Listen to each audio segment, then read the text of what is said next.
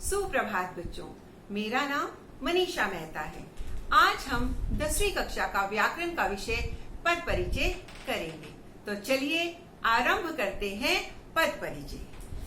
पद परिचय को जानने के लिए हमें व्याकरण के इन सभी विषयों की जानकारी होना बहुत आवश्यक है, क्योंकि ये सारे व्याकरण के विषय हैं। तो अब बात आ जाती है शब्द और पद। अब इनमें क्या अंतर है? इनमें वैसे तो कोई भी बड़ा अंतर नहीं है, लेकिन जो शब्द हैं जब उन्हें स्वतंत्र रूप से प्रयोग करें तो वो शब्द हैं, और अगर उन्हें वाक्य में प्रयोग कर दिया जाए तो वो पद कहलाते हैं। चलिए एक उदाहरण देखते हैं। सतीश, और फिर इसी शब्द को एक वाक्य में प्रयोग कर लिया गया। सतीश के जूते अच्छे हैं। जब सतीश स्वतंत्र रूप से लिखा गया है तो वो शब्द है, और जब सतीश के जूते अच्छे हैं वाक्य में प्रयोग किया गया तो उसे पद कहा जाएगा।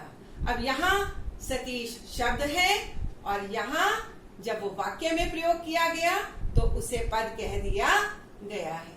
तो अब आप समझ गए, स्वतंत्र रूप से शब्द कहलाता है और वाक्य में पद। चलिए कुछ और शब्द देखते हैं। अच्छी फसल, फसल बहुत अच्छी है। अब ये पूरा वाक्य है, और इसी में से अगर दो शब्दों को अच्छी और फसल स्वतंत्र रूप से प्रयोग किया गया तो ये शब्द कहलाएंगे, और वाक्य में जब फसल और अच्छी शब्द का प्रयोग किया गया तो ये पद कहलाएंगे। अब आपको शब्द और पद का अंतर समझ आ गया होगा। स्वतंत्र है तो शब्द है, और वाक्य में है तो पद है। तो चलिए अब हम अपने मुख्य विषय पर आते हैं, पद परिचय। पद परिचय, पद का व्याकरणिक रूप से परिचय देना ही पद परिचय कहलाता है। अब व्याकरणिक रूप का क्या अर्थ है? व्याकरण की दृष्टि से। अब व्याकरण की दृष्टि से सबसे पहले संज्ञा, सर्वनाम, विशेषण, क्रिया और अव्यय, जो कि व्याकरण के ही विषय हैं, इनकी जानकारी होना बहुत जरूरी है। अब अगर संज्ञा है तो आपको लिंग, वचन और कारक पता होने चाहिए। सर्वनाम है तो लिंग, वचन और कारक पता होने चाहिए।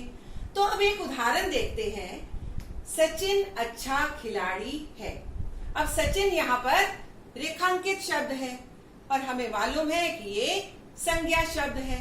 अब संज्ञा अगर है तो संज्ञा में हमें बताना होगा लिंग, वचन और कारक कौन सा है। अब संज्ञा के 3 भेद हैं, और यहाँ सचिन जो है वो है व्यक्तिवाचक संज्ञा। अब वो एक पुरुष है तो वो हो गया पुल्लिंग। वचन कौन सा है? एक वचन में इसका प्रयोग किया गया है, और ये कर्ता कारक है।